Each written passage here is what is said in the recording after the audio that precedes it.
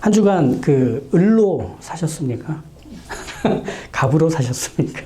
을로 산다고 하면서도 어떤 면에서 우린 갑인 것 같았고, 갑으로 사는 것처럼 보이면서도 을로 살려고 애를 써왔던 한 주간이실 줄 압니다. 사랑은 그만큼 우리에게 참 버겁고 힘들면서 그렇게 하고 싶은 마음을 갖게 만드는 너무나 특별한 하나님이 우리에게 주신 선물이면서 방향이고 삶의 목적인 듯해요. 우리가 사랑의 대상이 되었다면 그것은 사랑받았으니 너무 좋다, 행복하다로 끝나는 게 아니라 사랑받은 사람다운 변화가 시작되었다라는 뜻이기도 합니다. 사랑을 받으면 변화가 일어납니다. 그래서 우리가 어떻게 되느냐? 사랑의 사람이 되어 갑니다. 사랑의 사람이 된다는 것, 이것은 예전에 나와는 전혀 딴 사람이 된다는 뜻은 아니에요. 갑자기 A에서 B가 돼버린다는 뜻은 아닙니다. 예전의 성향, 기질, 경험, 지식, 이것이 제자리를 찾게 되는 거예요. 제 기능을 발휘하게 되었다는 것이 말하자면 사랑의 사람이 되었다는 뜻이에요. 그러니까 우리가 진짜 우리가 된다는 얘기입니다. 먼저 사랑의 사람이 된다는 것이 이런 건 아니에요. 소심하고 내성적이던 사람이 사교적이고 활발하게 바뀌는 건 아니에요. 적극적이고 활달하던 사람이 차분해지고 사뭇 진지해지는 것도 아니에요. 또 내성적인 면이 강화가 돼서 더 깊이 있고 사려 깊고 배려심 많은 사람으로 뭔가 이렇게 업그레이드 되는 것 아닙니다. 또 적극적인 면을 가진 사람이 그 적극적인 면이 강화가 돼서 두루두루 살피고 더 쾌활하고 관대한 사람이 되는 건 역시 아닙니다. 사랑의 사람이 된다는 것, 이것은 자기의 단점이 보완이 되고 자기의 장점이 강화된다라는 의미로 이해할 수 없는 거예요. 사랑의 사람이 됐다. 내가 구원받은 후에 그 사랑을 받아서 이 사랑을 발휘하는 사람이 됐다라고 하는 것이 이런 어떤 업그레이드 하는 것처럼 생각을 해버리면 하나님은 에너지나 아니면 원리에 불과한 존재가 돼요. 내가 구원받았으니 그렇게 되는 것처럼.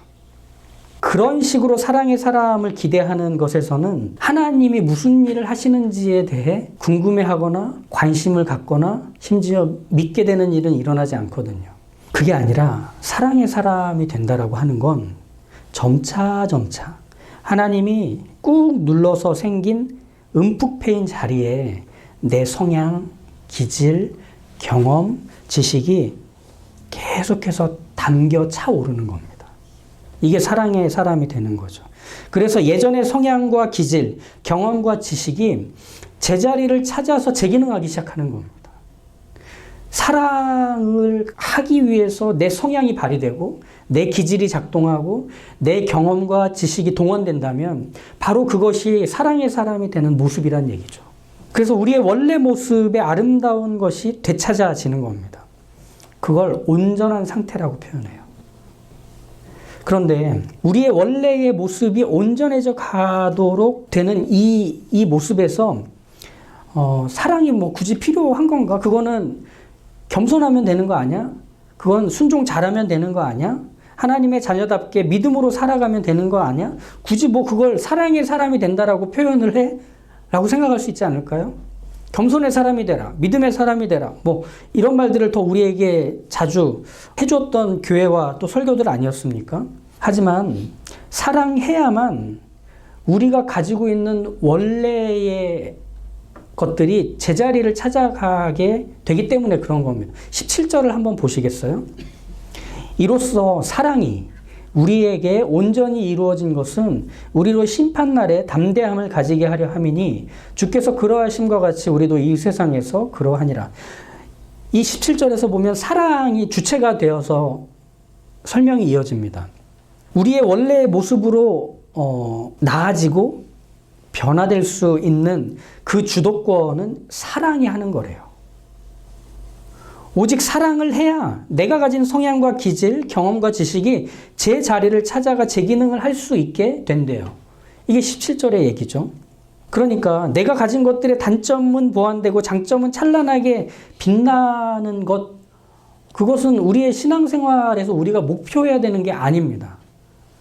하나님이 우리에게 주신 명령, 계명, 그리고 예수님이 우리에게 가르치신 것은 무엇이냐면 너희가 마음과 몸과 뜻을 다해서 너희 하나님을 사랑해라. 그리고 내 이웃을 내 몸과 같이 사랑해라. 라고 하는 한 가지의 계명뿐이었습니다.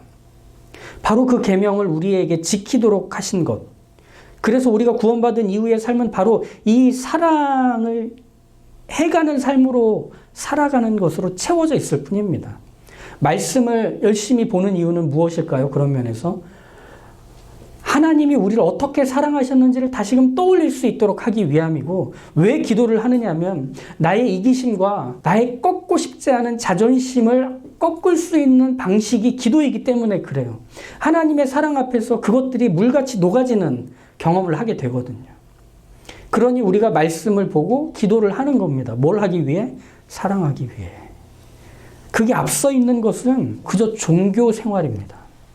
종교 생활은 상당한 자부심을 갖게 해요. 그리고 내가 제법 경건하고 괜찮은 사람으로 여기게 만들어요. 하지만 그건 사랑을 만들진 않아요. 말씀을 많이 보는 게 사랑을 만드느냐? 기도를 쉬지 않고 하는 게 사랑을 만들어내느냐? 그렇지 않더라고요. 말씀을 읽는 것도, 기도를 하는 것도, 봉사를 하는 것도, 이 모든 일들은 하나같이 사랑하기 위해서 하는, 순서가 바뀌지 말아야 되는 바로 그 일들입니다. 하나님이 사랑이시다라고 하는 것은 우리가 해야 될 삶의 목적과 방향을 선명하게 보여주는 선언이기도 해요. 하나님이 사랑이시기에 우리도 그 하나님을 닮아 사랑이 삶이 되게 해야 된다라는 건 말이죠. 한국교회는 그렇게 사랑하는 걸 버거워해서 그랬는지 주구장창 이 구호에만 열을 냈습니다. 성경을 많이 읽으십시오. 기도를 많이 하십시오. 전도와 선교에 힘쓰십시오. 이걸 하지 말자거나 폐기하자는 뜻은 결코 아닙니다. 해야 합니다. 하지만 목적과 순서를 뒤바꿔 놔서는 안 된다는 뜻일 뿐입니다. 사랑하지 않고도 우리 제법 괜찮게 살아갈 수 있어요. 내가 잘하는 것, 이걸 사랑보다 앞서서 하면 사람들의 평판, 인정, 그리고 그것으로 만들어지는 결과들 꽤 넉넉합니다. 그걸 통해 나도 꽤 괜찮은 삶을 사는 것처럼 여길 수 있습니다. 이런 거죠. 좋은 환경에 안주하지 않고 꿈을 쫓아서 열심히 살아온 내 삶의 이야기. 능력이 출중한데도 늘 친절하고 상식적이고 균형감 있는 내 삶의 이야기. 위험천만한 곳에 목숨과 돈과 시간을 들여서 찾아가 봉사하는 내 삶의 이야기. 그것만으로도 인정과 칭찬을 받을 수 있지 않을까요? 감동을 주는 삶의 이야기들이겠죠. 근데 그리스도인의 이야기는 이것과 사뭇 달라요. 아니, 전혀 달라요. 그리스도인의 이야기에서 이야기를 만드는 건 사람이 아니라 사랑이기 때문에 그래요. 열정적으로 뜨겁고 또 꾸준하게 자신의 꿈을 이루기 위해 좌절하지 않고 달려간다 해도 사려 깊게 차별 없이 존중해주고 친절한 태도를 가지고 사람들을 대한다고 해도 목숨을 걸고 선교지에 복음을 전하러 들어가고 어려운 사람들을 위해 많은 돈을 기부한다고 해도 그것이 사랑하려고 작동된 내 성향과 기질, 경험과 지식이 아니라면 그냥 제멋대로 구는 겁니다. 내가 할 줄 아는 걸로 한 것에 불과한 거예요. 그걸 뭐라고 하겠어요? 신앙이라고 할까요? 이렇게 제멋대로 굴며 살아가면 그 결과는 뻔합니다. 하나님과 상관없는 거예요.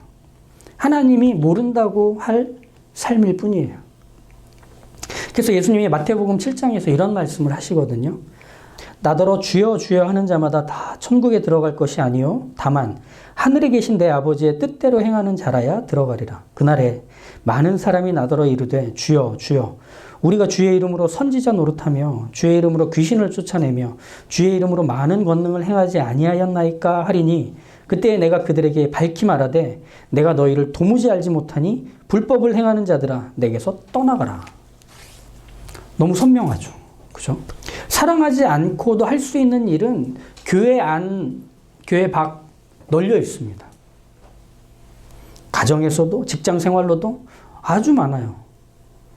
얼마나 경건하고 사람 좋고 탁월하고 다정하고 균형감 있고 열정적으로 보일 수 있을지 우리가 할 수 있는 그 모든 현장들이 다 펼쳐져 있습니다. 정말 많아요. 그런데 그런 사람들에 대해 예수님은 이렇게 말씀하시겠대요. 내가 너희를 도무지 모른다. 네가 한 일이 뭔지도 난 모르겠다. 왜? 하나님 아버지의 뜻대로 하지 않은 사람들이라서. 그러면 하나님의 뜻은 뭘까요? 하나님의 뜻은 우리를 제자리에 돌려놓고 제 기능을 복원시켜서 우리가 가진 창조의 원래의 아름다움, 원래의 의도하신 목적에 어울리게 살아가게 하는 것이 하나님의 뜻입니다. 그리고 우리가 그렇게 사는 것이 하나님의 뜻대로 사는 겁니다. 바로 하나님을 닮아 사랑의 사람이 되는 것 말이죠. 이 사랑의 사람으로 사는 것을 거부한 채 하는 내 인생에서의 최선, 이것에 대해 나는 너희를 도무지 모르겠다. 그게 이런 말씀이시지 않을까 한번 풀어봤습니다. 들어보시겠어요? 내가 너에게 준 사려 깊고 열정적이며 정직하고 성실한 기질과 성향들이 하나같이 원래의 자리에서 한참을 벗어났구나. 내가 너에게 준 너의 환경들 속에서 네가 경험하고 체득한 것들을 통해 뽑아낸 네가 완성한 삶의 목적과 의미야말로 너다울 수 있는 게 무엇일지를 알지 못하게 막아서는 장애가 되어버렸구나.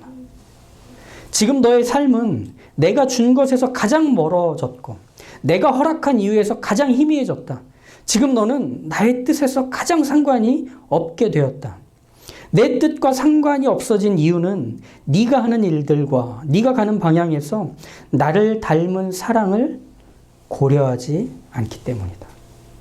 철저히 을이 되는 사랑, 힘껏 바쁘고 상대를 위하여 벅차고 괴로워지기로 하는 그 사랑, 그것을 너의 삶에서 배제하기로 했구나. 그게 세상에서 어떤 평가를 받고 어떤 인정을 얻는다 할지 모르겠지만 나와는 상관없는 것일 뿐이다. 나는 너를 도무지 모르겠구나. 쉽지 않아요. 한 주간 해보셨잖아요. 을로 살아가려고 하면 사람들이 어떻게 나를 대하는지. 그죠? 마치 쇠사슬로 그 사람의 발에 내 팔목을 걸어놓은 것 같아요. 그러니까 그 사람들이 가고 싶은 대로 갈 때마다 난 끌려가요. 그 사람들이 원하는 걸 해야 돼요. 그 사람들이 필요로 하는 것에 내가 맞춰줘야 돼요. 나는 그것 때문에 바빠요. 내 할 일은 내가 따로 해야 되고 그 일에 다 맞춰줘야만 될 것처럼 애쓰래요. 마음을 주래요. 귀를 기울이래요. 수고하래요. 이게 쉽겠습니까? 그게 너무 힘드니까 대체하는 거예요. 아, 예배를 드리면 되는 거야. 설교를 잘 듣고 말씀을 열심히 보면 되는 거야. 기도 많이 하면 되는 거야. 헌금 많이 내면 되고 봉사하면 되는 거야. 사랑하길 포기하지 않으려고 그 자리를 버티는 것보다는 다른 걸로 내가 할 줄 아는 걸로 그걸 채우는 게 훨씬 더 편한 일이라서. 거기서는 우리가 할 수 없는 게 생깁니다. 사랑하지 않으려고 하면 할 수 없는 일. 그건 우리의 삶에서 성령님을 경험하는 겁니다. 사랑하려고 하기 때문에 찾아오는 곤란과 피로와 불편함과 괴로움. 그때라야만 우리는 성령님께 도움을 청하거든요. 어떻게 해야 됩니까? 저 여기서 못 견디겠는데요. 그때 성령님은 사랑하려다 지친 우리를 위로하시며 공감하신다. 우리를 싸매신다 말씀드렸죠. 동시에 우리가 누군가를 사랑할 수 있게 된 것이 이미 우리가 하나님의 사랑을 받았기에 그 일을 할 수 있는 거다라고 하는 걸 알려주시며 하나님을 닮아가는 자리로 다시 데려가신다고 했잖아요. 그게 얼마나 명예롭고 가슴 벅찬 일인지, 그리고 그게 하나님과 떨어져 있지 않은 함께 묶여진 일인지를 알려준다고 했잖아요. 사랑을 앞세워야 합니다.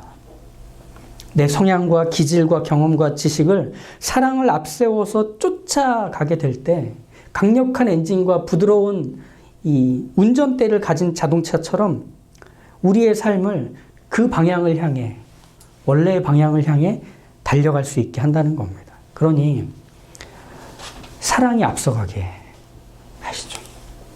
성경을 많이 읽고 기도를 쉬지 않고 한다고 해서 사람이 나아지는 게 아니고요.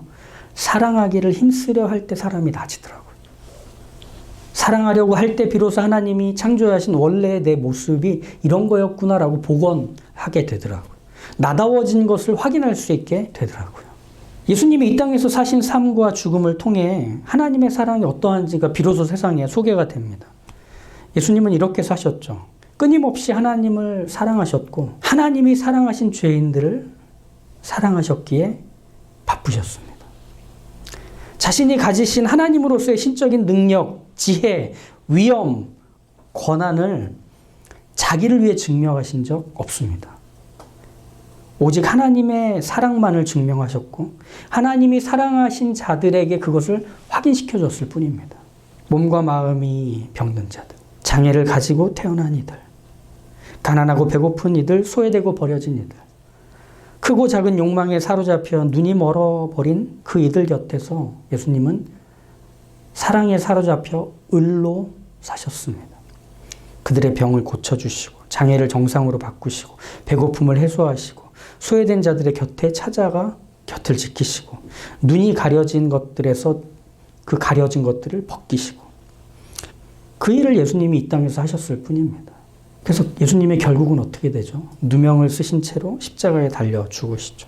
예수님은 하나님 아버지가 이 세상과 죄인을 얼마나 사랑하셨는지 그냥 자기 몸을 계속 깨트려서 최후로 가루를 만들어서 확인시켜 주시며 다 이루었다라고 자신의 운명을 외치며 끝내셨습니다. 우리가 그래요. 우리의 증명은 우리가 할 줄 아는 걸로가 아니라 우리가 해야 될 사랑으로 증명될 뿐입니다. 그 자리에 부름받았기 때문에 우린 다른 길을 가지 못합니다. 그리고 그렇게 살아가도록 우리는 살아가게 됩니다. 그 길은 우리에게 만만치는 않습니다. 하지만 그 길 하나밖에 없습니다. 그러니 그 길에 부름받았다는 것을 기억하시며 우리가 갖고 있는 것, 우리가 할 줄 아는 것, 우리에게 허락된 것들에 앞에 사랑을 세우기로 하시죠. 그래서 사랑이 그 모든 것들을 데려가게 하시죠.